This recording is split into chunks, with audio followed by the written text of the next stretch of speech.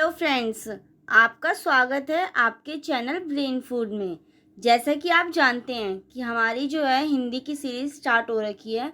उसमें हमने अभी तक जो हिंदी जीई जो जनरल इलेक्टिव का आपका हिंदी सब्जेक्ट है बीए प्रोग्राम में, उसकी हमने जो यूनिट 4 का उसमें हमने क्या कंप्लीट कर लिया था। हमने उसमें क्या कंप्लीट कर लिया था, मदर इंडिया कि मदर इंडिया की जो मूवी थी, जो फिल्म थी, उसकी क्या क्या संभावनाएं थी, उसमें क्या क्या नई तकनीकें यूज़ की गई थी और उनकी चुनौतियों को। तो इन सब के बारे में हमने अच्छे से जाना था। फिर हमने एक तरीके से उसकी जो मदर इंडिया की जो थी समरी भी हमने जानी थी अच्छे से उसमें, कि हाँ कि उस स्टोरी में था क्या, कि जिससे कि आपको अगर पेपर में कोई भी क्वेश्चन आता है तो आप ये नहीं कि आपको उसके बारे में कुछ नॉलेज ही ना हो, क्योंकि आपको जब तक जैसे स्टोरी की नॉलेज नहीं होती जब तक आप उसके एक भी क्वेश्चन को कंप्लीट नहीं कर पाते। तो इसीलिए मैंने उसमें आपको एक्सप्लेनेशन भी दी है, स्टोरी की जो फिल्म है आपकी उसकी एक्सप्लेनेशन भी दी है, और साथ साथ जो उस फिल्म की कुछ संभावनाएं, चुनौतियाँ या उस फिल्म की जो भी विशेषताएं हैं मैंने उनको भी डिस्कस किया है। तो ऐसे ही जो हम इस वीडियो में किस मूवी के बारे में डिस्कस करने वाले हैं, जो आपकी जो मुगले आजम जो मूवी है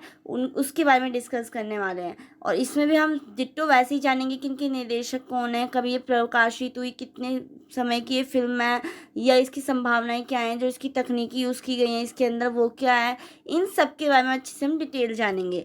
तो अगर आपको ये भी पता होगा कि मैंने यूनिट फर्स्ट सेकंड, जो आपकी यूनिट फर्स्ट है, सेकंड और थर्ड है, वो मैंने पहले ही अपलोड कर चुकी है। जो फोर्थ का जो पार्ट फर्स्ट एट में जो मदर इंडिया है उसको भी मैंने कंप्लीट कर लिया है।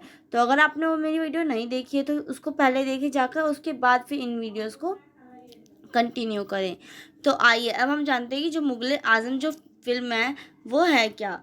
तो जब हिंदी सिनेमा की भव्यता का जब जिक्र होता है ना, तब जब जब हिंदी सिनेमा में बड़ी फिल्में बनाने में पैमाने पर बात होती है तो उन फिल्मों का जिक्र होता है जिन्होंने हिंदी सिनेमा की पहचान को बदल कर रख दिया था। ना ही हिंदुस्तान में बल्कि पूरी दुनिया में फिल्म का जिक्र ज़रूर होता है। जैसे कि जब भी अगर हिंदी सिनेमा में हम सोचते हैं कि एक अच्छी फिल्म बनाएं, कुछ मतलब बड़े पैमाने पर फिल्म को प्रकाशित करें, बड़े फिल्म पर पैमाने को बनाएं, तो हमेशा उन फिल्मों का जिक्र किया जाता है ना जब भी जिसने क्या किया है, हिंदी सिनेमा के इतिहास को क्या कर दिया, एक तरीके से बदल कर रख दिया है। अब मदर इंडिया मूवी थी, वो भी क्या थी, वो बहुत मतलब अच्छी मूवी थी। उसमें भी कैसा दिखाया गया था कि जो वो माँ थी उसने अपनी पारंपरिक संस्कृति को बचाए रखने के लिए अपने बेटे को ही गोली मार दी थी। इस टाइप से आपने देखा तो उस मूवी के अंदर भी कि उसमें कितने अच्छा एक तरीके से माँ के जो जो मतलब स्त्री की छवि को प्रकाशित किया गया है कि जो स्त्री है वो क्या करती है, कि जो स्त्री होती थी वो क्या करती थी, मतलब कि सिर्फ घर में ही सीमित रह सकती, ऐसी सोच होती थी लोगों को। बट जब से ये फिल्म आई, जैसे जो मदर इंडिया थी, उसमें क्या किया गया था, जो स्त्री की छवि को बिल्कुल बदल कर रख दिया गया था।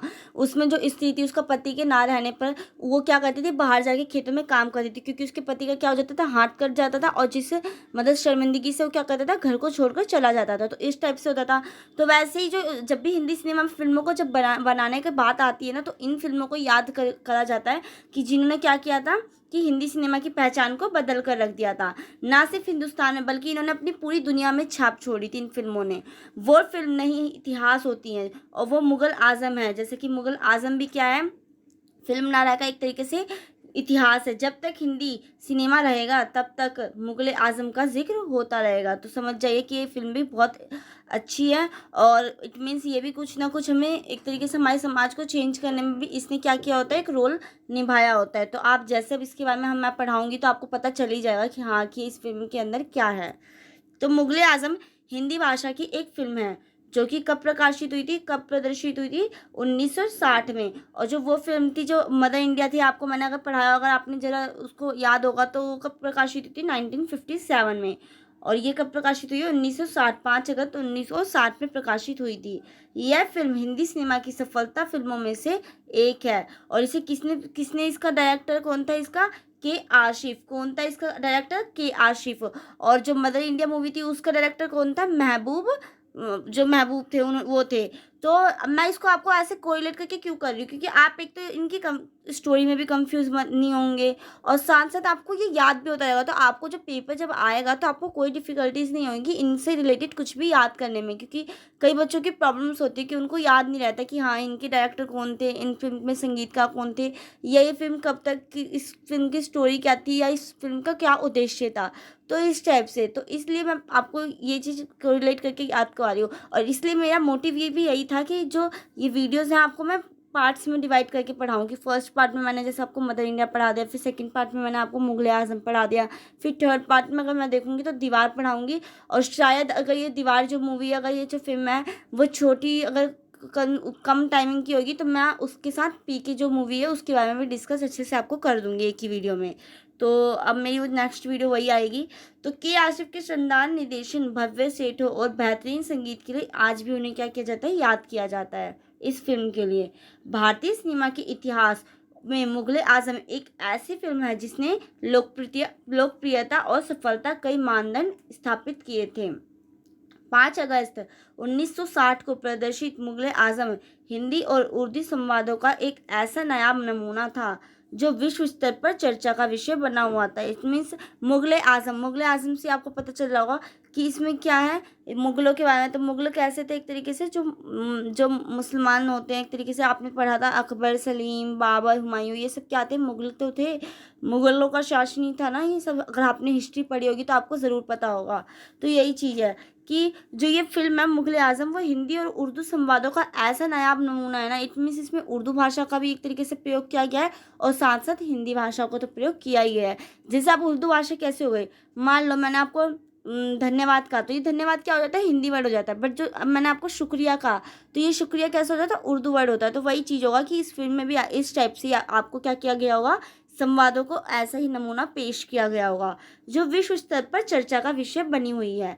और इस फिल्म के दृश्यों के लिए निर्देशक ने काफ़ी मेहनत की और मुग़ल-ए-आज़म के भव्य सेट और शानदार गीतों के लिए आज भी उसे क्या किया जाता है, याद किया जाता है। जो इसके गाने हैं ना वो आज भी इनमें याद किया जाता है। अब हम जान लेते हैं कि निर्देशक क्या है, निर्माता, लेखक, जो भी आप इसमें, मैं आपको इसलिए बताती हूँ ये चीज़ कि आपको एक तरीके क्लैरिफिकेशन हो हर एक टॉपिक के बारे में। तो इसलिए मैं आपको ये चीज़ अलग से लिख कर देती हूँ। अब जैसे इसके निर्देशक कौन है, डायरेक्टर कौन थे, वो कौन थे, के आशिफ थे। और ऐसे ही फिर निर्माता कौन है इनके, वो है स्टारलिंग इन्वेस्टमेंट कॉरपोरेशन। और लेखक कौन है, अमन है। और जो अभिनेता हैं वो कौन है, दिलीप कुमार, मधुबाला और नौशाद। ये सब क्या है, इसके अभिनेता हैं, जो एक्टर्स हैं वो हैं। और ऐसे संगीतकार नौशाद हैं। फिर प्रदर्शन तिथि कब थी, 1960 थी, किसकी, मुग़ल-ए-आज़म जो मूवी है। और ऐसी जो वो थी मदर इंडिया महबूब खान की, वो कब थी, वो 1957 थी। और इसकी समय सीमा क्या है, 173 मिनट है। और उसकी क्या थी, 172 कुछ ऐसी। तो अप्रॉक्स मैंने आपको बताया था कुछ 2.5 घंटे की मूवी कुछ इस टाइप की है। और इसका देश कहाँ है प्रकाशित होने का, भारत। और ये भाषा कौन सी यूज़ की गई थी इसमें, जैसे कि मैंने आपको बताया कि इसमें संवादों का रूप किस तरीके से यूज़ किया गया था, हिंदी और उर्दू भाषा का यूज़ किया गया था। तो आपको ये चीज़ पता चल गई, तो आपको एक तरीके से कोई भी कन्फ्यूजन नहीं होगी। अब हम देखते हैं कि इस फ़िल्म में पिता और क्या दिखाया गया, इस फ़िल्म के अब बारे में जानते हैं कि इस फ़िल्म के बारे में क्या-क्या बातें की गई हैं। मतलब ठीक है, क्या-क्या इसमें दिखाया गया है, क्या चीज़ इसके बारे में, आपको क्या उद्देश्य, इसका क्या उद्देश्य है लोगों को प्रेरित करने का, कुछ भी समथिंग जो भी है इसके बारे में हम जानते हैं। कि इस फ़िल्म में पिता और पुत्र के बीच प्रेम से पनपे इस दुर्भावना को कि आशिफ ने क्या किया, बहुत मर्मिकता और जीवंतता, मतलब एक तरीके से रियलिटी से प्रस्तुत किया है। जिस समय वह फ़िल्म प्रदर्शित हुई थी उस दौर में स्त्री का खुलेआम प्रेम करना लगभग गुनाह माना जाता था। इस फ़िल्म के अंदर इट मीन्स ये हुआ था कि मतलब कोई स्त्री मतलब एक तरीके से किसी से प्यार करती होगी इस टाइप से। तो यही चीज़ में दिखाया गया, जिसके कारण क्या हुआ कि पिता और जो पुत्र में अनबन संबंध हो गए। और ये फ़िल्म वैसे अकबर और उसकी है, अकबर के बेटे जो सलीम थे, जिनको हम वो क्या कहते हैं, जहांगीर भी कहते हैं, जिनको जहांगीर की उपाधि से वो किया गया था, नवाजा गया था। उन्होंने किससे प्रेम किया था, अनारकली। अगर आपने बिग मैजिक पे जो वो आता है अकबर, जो जोधा अकबर आता था, उसमें भी आपने अगर इसकी स्टोरी देखी होगी तो आपको उससे कोरिलेट करके उसको याद करने में आसानी होगी। तो वैसे ही है कि इसमें क्या किया गया था, उस दौर में जब स्त्री का खुलेआम प्रेम करना लगभग गुनाह माना जाता था, तो इस फ़िल्म में इस एक स्त्री का अपने प्रेम को खुलेआम स्वीकार करना और प्यार किया तो डरना क्या कहकर झूमकर गाना अनूठा और नया था। इट मीन जो इसमें एक गाना भी यूज़ किया गया है, प्यार किया तो डरना क्या वाला गाना है इसमें। तो यही चीज़ कही गई है कि जब इस टाइम जो उस टाइम का जो पीरियड था 1960 का जो पीरियड था वो कैसा था। उस टाइम पे जो स्त्री का जो प्यार करने को प्रेम करने को क्या कहते थे, एक तरीके का गुनाह माना जाता था। और इस फिल्म में क्या दिखाया गया था कि एक स्त्री ने क्या किया, खुलेआम प्रेम को स्वीकार किया है। तो और उस टाइम तो क्या है, एक तरीके से नया और एक अनोखा मतलब था एक लोगों के लिए। तो इस गीत को दृश्य में बांधने में 2 साल लग गए थे। जब जो ये गीत को, ये जो प्यार किया तो डरने के वाला जो गीत है, इसको दृश्य में बांधने में उनको क्या कितना टाइम लग गया था, 2 साल लग गए थे। तो आप सोच सकते हैं इस मूवी को बनाने में बहुत टाइम लगा था। मैं आपको इसका टाइम पीरियड भी बताऊंगी कि कितना टाइम लगा था। इस फिल्म में स्त्री स्वाभिमानी के साथ साथ अकबर के जीवन से जुड़ी नई घटना का प्रदर्शन भी एक अनोखा तरीका था। और इस गीत के साथ ही मोहे पनघट पे नंदलाला छोड़ गए रे और मोहब्बत की झूठी कहानी पे रोए, ए मोहब्बत जिंदाबाद, इन सब गाने एक तरीके से ये भी बहुत चर्चित हुए। और हिंदी सिनेमा के इतिहास में के आशिफ ने पहले निर्देशक थे, जो के आशिफ थे वो पहले निर्देशक थे जिनके लिए सिनेमा क्या था, एक जुनून था। उन्होंने भी इसी फिल्म के लिए विशेष रूप से जाना जाता था। उन्हें एक तरीके से उनकी जो ये फिल्म थी वो एक तरीके से बहुत अच्छी और हिट हुई थी। कहा जाता है कि उन्होंने फिल्म निर्माण की कोई खास ट्रेनिंग नहीं ली थी। और मुगले आजम को बनाने में कुल कितना टाइम लगा था, 14 वर्ष लग गए थे। आप सोच सकते हैं जब एक गाने को बनाने में 2 साल लगे, जो ये क्या कहते हैं प्यार किया तो डरना क्या, उसको कितना ईयर लगा था, 2 ईयर्स लगा था। और इसको जो पूरी फिल्म बनी तो कितनी ईयर्स में बनी, 14 ईयर्स में बनी, मीन 14 वर्ष में बनी थी ये फिल्म। तो उनकी पहली फिल्म थी फूल। वैसे तो उनकी जो के आशिफ की जो पहली फिल्म थी, जो के आशिफ थे उनकी पहली फिल्म कौन सी थी, फूल थी, जो 1945 में प्रकाशित हुई थी, जो कम चर्चित थी। वो उतनी खास पॉपुलर नहीं हुई होगी। और वैसे ही उन्होंने जब मुगले आजम 1960 में प्रदर्शित हुई और जब मील का पत्थर साबित हुआ, एक तरीके से कैसी फिल्म हुई, मील का पत्थर साबित हुई कि लोग आगे जो फिल्में बनाई जाने वाली है उसके लिए एक तरीके से प्रेरणा का स्रोत साबित हुई। तो और कहा जाता है कि के आशिफ ने इस फिल्म को बनाने में एक तरीके से बर्बाद हो गए थे। जिस दौर में फिल्में 10-15 लाख में बन जाती थी ना, उस टाइम पे जब मुगले आजम जो मूवी थी वो कब कितने करोड़ में बनी थी, 1.5 करोड़ में बनी थी। तो आप सोच सकते हैं कि एक तरीके से उनकी एक तरीके से पूरे मेहनत का ये परिणाम था जो ये मुगले आजम जो मूवी थी। क्योंकि इसने उन्होंने कि जब उस टाइम पीरियड में, जब 1960 का जब टाइम पीरियड था, उस टाइम जब फिल्में 10-15 लाख में बन जाया करती थी, तो सोचिए ना तो सिर्फ 50 लाख में बनी बल्कि ये किसमें कितने में बनी, पूरी 1.5 करोड़ में बनी थी फिल्म। तो सोच सकते हैं कि एक तरीके से ये कितना मेहनत वाला, इसमें कितनी कारीगरी यूज़ की गई होगी, क्या क्या यूज़ किया गया होगा इस चीज़ के अंदर। तो इस फिल्म से जुड़ी अनंत कहानियां हैं जिसे बहुत मशहूर भी हैं, जैसे कि आशिफ का नौशाद से देकर गाने लिखने को कहना और नौशाद का मना करना और फिर मान जाना, गुलाम जी का फिल्म के लिए पहली बार गाने को तैयार होना आदि। इतनी सी इससे जुड़ी क्या क्या ये कहने वाली बातें। नौशाद कौन थे, उनके जो संगीतकार थे वो थे, कि पहले उनको गाना दे लिखने को कहना और फिर नौशाद मना कर देता है, और फिर नौशाद खुद कहकर मतलब एक तरीके गाने को तैयार करता है। तो वही चीज़ है कि इसमें पहली बार मतलब कि ऐसा देखा गया था। और यह फिल्म हिंदी ही नहीं बल्कि किसमें थी, जो ये फिल्म थी वो हिंदी ही नहीं बल्कि भारतीय सिनेमा के इतिहास में पहली ऐसी फिल्म थी जिसमें हजारों हाथी घोड़े सैनिकों का क्या किया गया था, प्रयोग किया गया था। सलीम और अकबर के बीच युद्ध के दृश्य में वास्तविकता दिखाने के लिए जयपुर रेजिमेंट के सैनिकों का भी इसमें क्या किया गया था, इस्तेमाल किया गया था। इट मीन्स बहुत इसमें टेक्निकल जो मतलब न्यू न्यू टेक्निक्स आए तो उनको भी इसमें क्या किया गया था, इस फिल्म में शामिल किया गया था। जैसे घोड़े सैनिकों का प्रयोग किया जाना और बहुत जो शीश महल है उसका प्रयोग किया जाना, बहुत बड़े मतलब इसमें बहुत अच्छी अच्छी टेक्निक्स यूज़ हुई हैं। मैं आपको जब फिल्म की विशेषता बताऊंगी ना उसमें ये चीज़ बताऊंगी कि कैसे क्या क्या हुआ इसमें। कि आशिफ ने तत्कालिक भारतीय रक्षा मंत्री कृष्णन मेनन से बाकायदा इसके लिए कानूनी स्वीकृति भी ले ली थी। और प्यार किया तो डरना क्या गीत को शूट करने के लिए 10 लाख से भी अधिक रुपए खर्च हुए थे। मुगले आजम के संवादों ने फिल्म को लोकप्रियता का नया आयाम दिया था। इसके संवाद कैसे थे, जैसे कि मैंने आपको बताया कि हिंदी और उर्दू में इसके क्या थे, संवाद थे हिंदी और उर्दू में। तो इसकी जो वो थे ना संवाद, उसने क्या किया था, इस फिल्म को एक तरीके लोकप्रियता का नया आयाम बनाया था। अब फिल्म की विशेषता देखिए कि फिल्म के अंदर ऐसा क्या क्या था।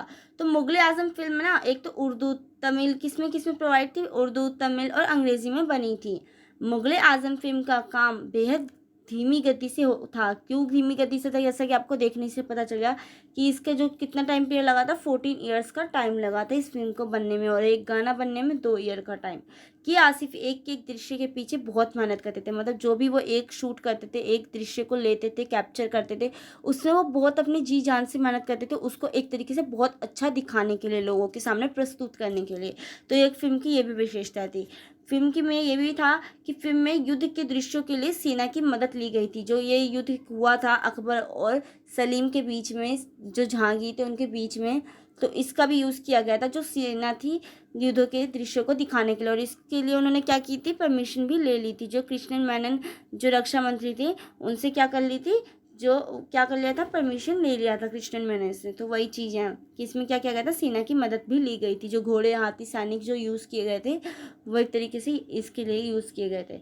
जब प्यार किया तो डरना क्या गाने की शूटिंग रंगीन हुई थी ना, उस टाइम पे क्या था ना कि पहले रंगीन मूवी नहीं बनाई जाती थी, परंतु जब ये प्यार किया तो डरना क्या जो गाना आया ना, उसमें एक तरीके से ये जो क्या था, रंगीन बनाई गई थी इस गाने की शूटिंग को। तो बाकी पूरी फिल्म तो कैसी थी, श्वेत श्याम थी, मतलब एक तरीके से ब्लैक एंड वाइट कह लें। इस गाने की शूटिंग के लिए पीछे 1 करोड़ रुपए खर्च कर दिए गए थे, और जबकि उस जमाने के लिए 10 लाख रुपए भी भव्य फिल्म बन जाती थी। जबकि उस टाइम पे, जैसे कि मैंने आपको बताया था कि 10-15 लाख में एक अच्छी खासी फिल्म को तैयार किया जाता था उस टाइम पीरियड पे।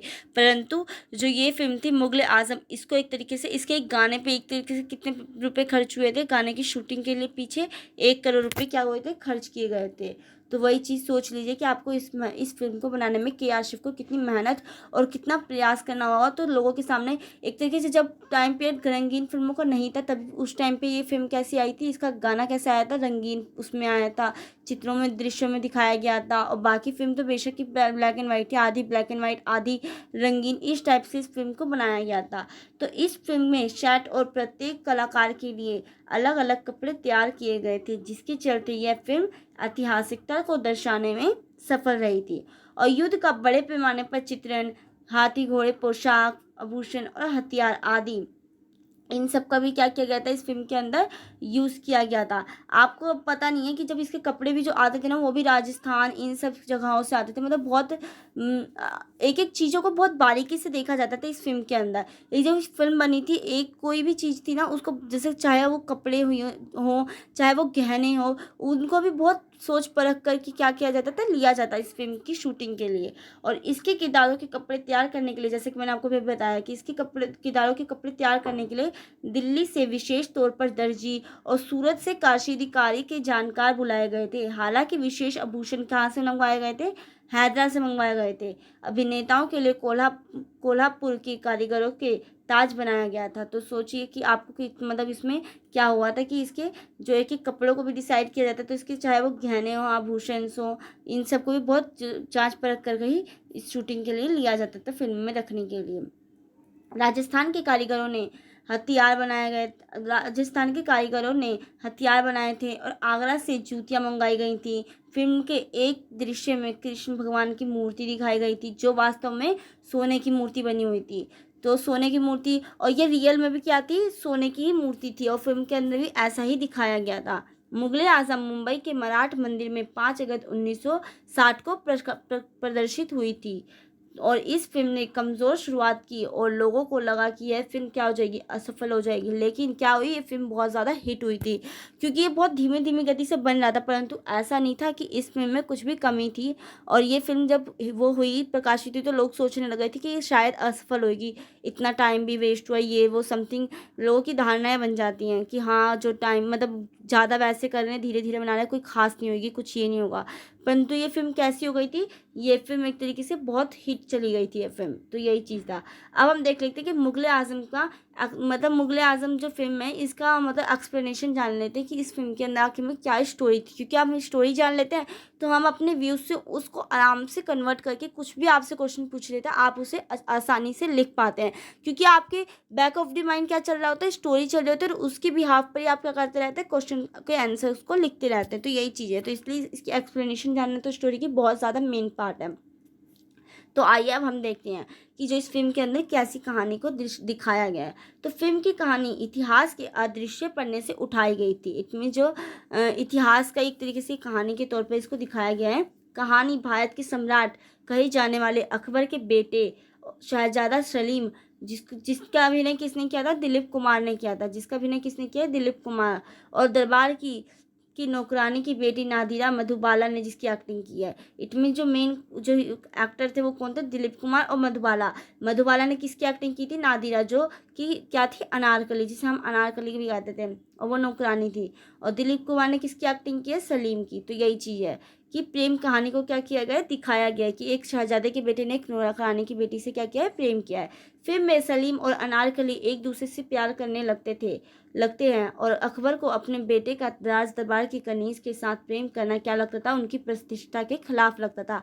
आप सोचिए, अगर कोई भी राजा का बेटा होगा तो वो क्या चाहेगा कि एक कोई बड़ी से देश की कोई महारानी, इन सब से ही उसका विवाह हो। वो नहीं चाहेगा ना कि किसी भी नौकरानी की बेटी से उसका विवाह हो। तो वही चीज़ थी कि उसकी प्रतिष्ठा के लिए क्या था? उसके खिलाफ था, उसके अकबर की प्रतिष्ठा के लिए। तो ये इसके बहुत खिलाफ था। बहुत समझाने के पर भी जब सलीम और अनारकली का प्रेम कम नहीं होता तो अकबर अनारकली राज्य कैद खाने में बंद करवा देते हैं। और बहुत कोशिशों के बाद भी सलीम अनारकली छुड़वा नहीं पाता, मतलब सलीम अनारकली को क्या नहीं कर पाता?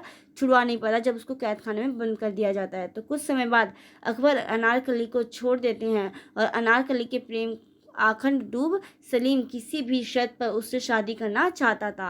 मतलब जो उसके प्यार में वो डूबा हुआ था, तो वो किसी भी तरीके से उससे क्या करना चाहता था? शादी करना चाहता था। जब उसका जो अकबर है वो उसे जब रिहा कर देता है तब तो सलीम अपने पिता अकबर से बगावत कर देता है, और पिता और पुत्र में भयंकर क्या हो जाती है? लड़ाई होती है, जिसमें सलीम को पकड़ा जाता है। जिसमें सलीम क्या हो जाता है? पकड़ा जाता है, और सलीम को उसके बगावत के लिए मौत की सज़ा सुनाई जाती है। इसकी जब खबर अनारकली को लगती है ना, तो वह वहाँ पहुँचती है, और वहाँ पर अनारकली को आता देख अकबर का नौकर तोप लेकर उसकी ओर घुमा देता है। जब तक जो तोप थी वो किसकी ओर घुमा देता है? अनारकली की ओर घुमा देता है।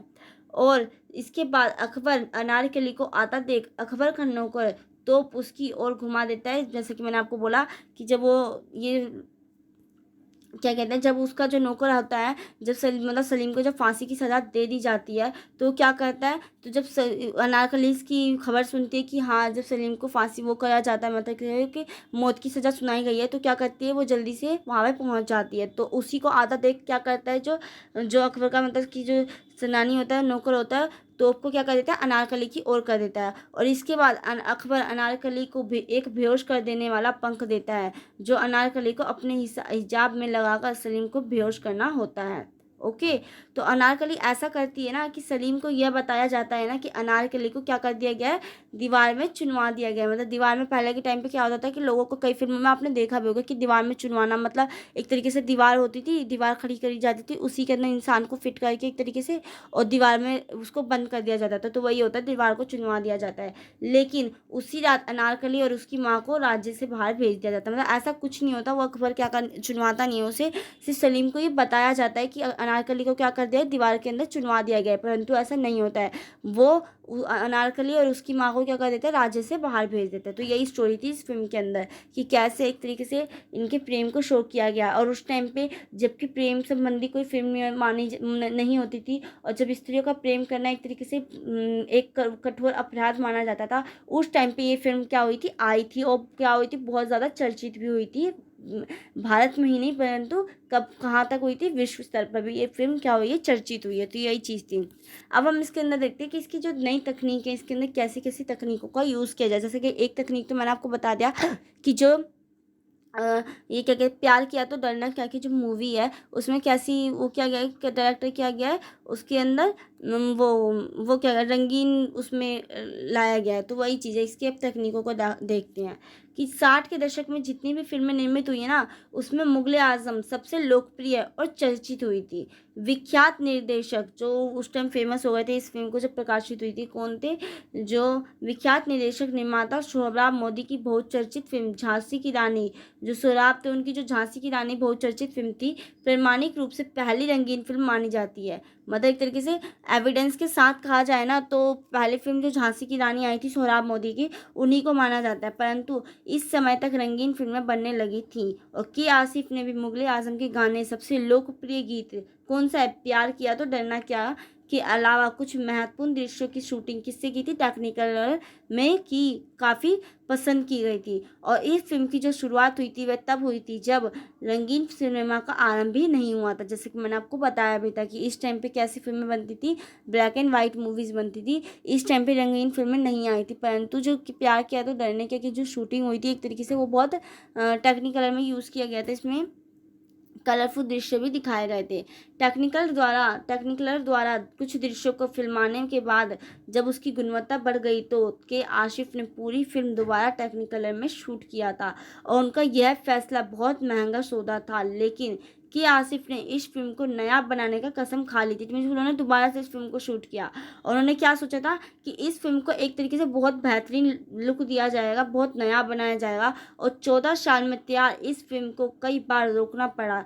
जब यह फिल्म तैयार हुई तो आधा कलर और आधा ब्लैक एंड वाइट में प्रदर्शित हुई थी, जैसे कि मैंने आपको बताया। और फिल्म में युद्ध के दृश्य, हजारों हाथियों घोड़ों के दृश्य, धमाकों की आवाज़ के लिए नई तकनीकों का पूरा प्रयोग किया गया था।